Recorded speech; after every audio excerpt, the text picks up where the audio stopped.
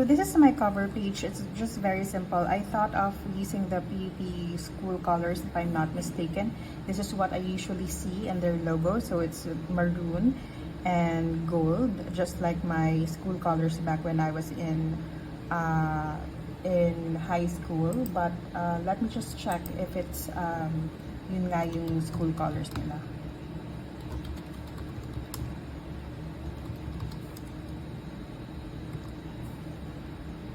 Yep, it's maroon and gold. Cute. Okay, anyway, so it's maroon and gold, and I put, of course, my name, my number, and my course. I'm a broadcasting student at the PUP Open University, and of course, my student ID number. Tinakpan ko na lang for privacy reasons. Now, on the next page, I put there my key list. This is what I'm going to use all throughout the spread of my bullet journal.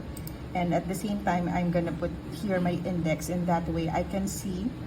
So for example, the title page is here at page 1. This is where I wrote it for the motivation and for the monthly log for whatever month.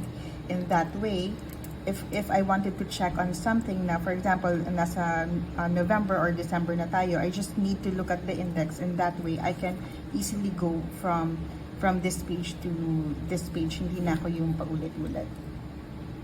So for my index page, I put it 3, 4 up until the 7th. Up until the 7th page, just in case na magkaroon ako ng ibang notes or my index title is going to be long, I have more spaces to do that. So that's my index. So for the feature log, wala pa kasing ibang event na pwede akong ilagay dito. Usually nangyayari siya on a daily basis, and I put a special note on it, or sa monthly view na makikita mamaya. But for example, as a feature log, by March mangyayari yung registration, then I'm gonna put it here. By April mangyayari yung summer activity, something like that. So I'm gonna put it here. I just need to know the month and the event when it's going to happen. It doesn't need to be specific, so but I'm just going to put it there. So I started out the bullet journal for this particular journey that I have in September, when I learned that I got in for the Open University system. So this is what I did. This is the very simplest and very simplest panel. So this is the most simple way how you put it. Of course, you can do any artistic stuff or something like that, but as what Writer Carol says, you just need to put on the dates of their numbers and their corresponding days, and you have a space here. So here, take a look at it. On December 17, I received the emails for the Open University, so yun yung nilagay ko dyan. And sa monthly spread, so waiting for another email. So ito yung nangyari dun sa buong September. If mapapansin nyo din, why is there like any no other activities that happened here? Just because iisa lang naman yung activity na nangyari, particularly on September for that for this particular bullet journal. So you know, you can leave it as is. You can do artworks or whatever here, but basically ito lang yung pinaka-importante na nangyari doon. So for this page, it's a note, it's a diary for myself, and I titled it How It All Started. So diyan ko sinimula at I also used Tagalog here, which is I'm very happy that I was able to speak and write it in Tagalog. So it's really good for me. And basta nagsimula ko on how I learned about PUP Open University. Diyan ko talaga siya sinulat. And this is also my motivation page, and as looking back here, my motivation really came out really shallow in my opinion, because my previous school, College of the Holy Spirit, already closed, and I was not able to get my TOR and things like that. But I think I needed to review my motivation and apply it towards the following days because 4 years tayo dito sa Open University. Alright, so this is for the October monthly log. So the freshman orientation happened here on October 8 and October 10. There's a meeting, and then this is the start of class, which is October 15 on a Saturday. So this is also what I have for the monthly log, yung wala pa talagang date. For example, the start of the school year, which is naghihintay pa ako niyan. So nung nag-start na yung school year, of course, I have to place it here. So, for example, here, waiting for emails regarding interview and the final schedule. And hindi naman na nangyari yung interview, so I crossed it out. So basically, whatever is happening here on the month of October, nilalagay siya dito. But if you have like a date already, you can already add it here. So for example, here on October 28, hindi ko nga siya nilagay. October 28, you need to pass there was an intermission that our class needs to pass, and it was on October 28. So this happened in the month of October. I should have put it here. Sige, mamaya lagay natin. So this is the following page from the monthly log. After the monthly log, you should have your daily logs already kasi nagawa mo na nga yung monthly log. And I started using this bullet journal on October 7. So if you have a personal bullet journal, it is recommended to use it every day to assess yourself. Yung kung ano man yung gusto mong mangyari sa buhay mo, ilalagay mo doon. So again, I started in October 7. Wala pa naman talagang school activity noon. So what I did is just a note of how I felt that day, if I receive any emails and something like that. Kung ano yung nangyari noong October 7 about the school stuff, I'm gonna place it here.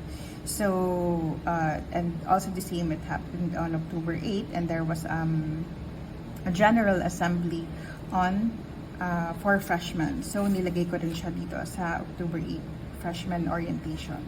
So this is what happened, and of course on October 9, same goes there. So the most used key that I have for bullet journaling is the task and the note, and sometimes the event. So task, usually yun yung mga pang-assignment and all that. So I cross it out if the task is completed, and this is what I use for the note. And this is our class schedule. So we have 3 cycles for this semester: cycle 1, cycle 2, and cycle 3. So nung una hindi ko talaga siya naintindihan, but as I went along, ayun, of course mas naintindihan ko na. And I think the word synchronous and asynchronous classes are actually new to me, and yung mga senior high school kong mga kasama o mga kaklase, they already knew about this one, so they also explained it to me. So again, our first meeting was October 15. This is our online meetup, not a physical meetup yet, online meetup. And then October 16 to November 4, ito yung magbibigay yung mga professor namin ng classwork or any activities like film viewing, or maybe then on YouTube, or discussion amongst our group. Then dito mangyayari yun. Then the next meeting is here. So these are not updated already just because yung ibang mga professor nagre-request for a different day, but especially in ano ba yung nag-iba, the NSTP and the readings in Philippine history.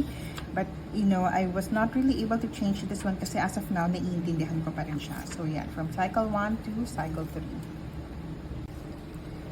Alright, so again, it's continuing on a day. So basically, I use this notebook on a daily basis only if I have school stuff that I needed to do on that particular day. So I'm not really using it on a daily basis. And here on this page, I had a reflection. So I just covered it because I wanted to be on my own muna. Para hindi ba ako ready ipakita sa inyo. But yeah, it's okay. Let's hide it. Okay. Alright, so eto, alam ko kasi bumagyo lang, ang sinabi ko nga, bumagyo lang, ang dami ng assignment. But this was in Typhoon Paeng. So, I thought of really doing something arts, not really arts, because it's just really, it's just my marker and I just did some outline, then that's it. So, hindi pa napantay. So, how you use your bullet journal actually depends on me. If you want it to be more artsy, then of course, go ahead and do that. If it's going to help you to be more productive, then you can do that. But the idea of doing a bullet journal is really for you. If you have a main focus or a main goal in what you wanted to do in your life and how it would really be impacting for you, then you must do it. I mean, you must use it for that purpose. At least for me, that's how I take doing or having a bullet journal. Alright, so this is something that I also wrote. So if you're able to observe, I'm using the bullet journal as my task list when done, and also as a diary, like a sort of a diary of whatever that I'm going through at school. So ito yung mga sinulat ko. Kasi welcome to college. I am a graduate already of Associate in Advertising, but I went back to school for my bachelor's degree. And unfortunately, my subjects were not credited because it's 5 years. So nagbabago-bago yung curriculum every time. Nagpapa-accredit sila sa CHED, yung mga courses. So yeah, and I'm happy naman that it's that I'm able to start from the very beginning, like starting afresh. So just like this, a monthly log ng November. So November, and then again, the dates and the particular and their corresponding days. So, sinulat ko na sila. Weekend class pala kami, by the way.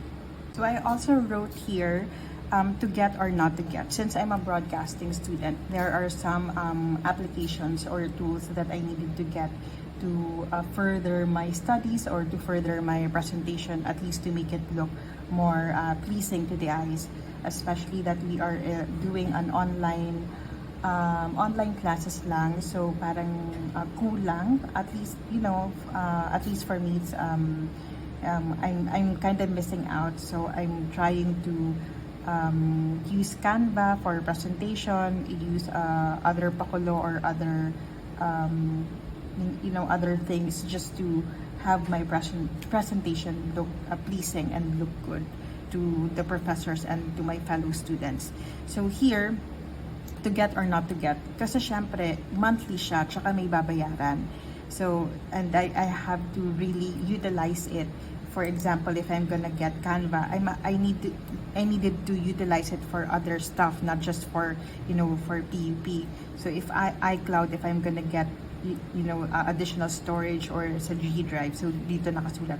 Wala pa akong nakukuha, by the way. I'm really just thinking because it's going to be another cost for me, and at the same time it's another responsibility. So medyo iwas tayo dyan.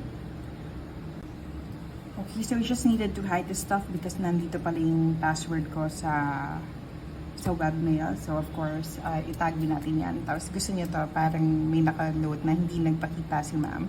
So there was, I'm part of the freshman group ng isang FB page. Of course, sa PEP dun siya. Tapos ang concern ng mga estudyante, hindi daw lagi nagpapakita yung mga prof nila.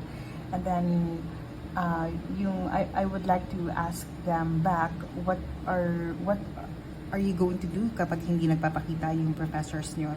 So, our learning is not really basing it on the professors or kung paano sila magturo. Sometimes, our learning also comes from us.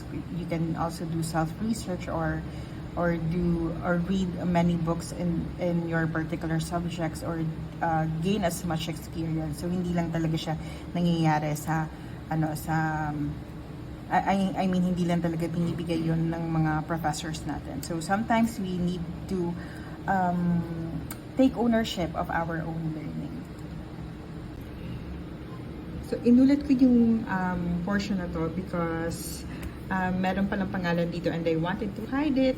Well, anyway, I just wanted to let you guys see this portion of my bullet journal, which I find it very useful for me, is to box out all of my assignments, especially this one. Kasi minsan nagkakalat-kalat na, and at the same time, I'm using different colors for ball pens. I mean, kung ano lang talaga yung matipan ko, hindi talaga ako yung may particular color for a subject or you know, for notation, for diary or whatnot. So this is what I'm using. So it's very helpful for me dahil of course red siya, and at the same time if I'm done, then I needed to exit out. Minsan kasi since we are in the Open University, yung mga prof namin nagbibigay nga ng mga classwork sa asynchronous, sa asynchronous class. So minsan pabugso-bugso yung bigay nila. Well, which is okay lang naman, but sometimes, you know, I just needed to put it here because this is really glaring and important, and I wanted to, you know, to give attention to my assignments. So that's it for my bullet journal.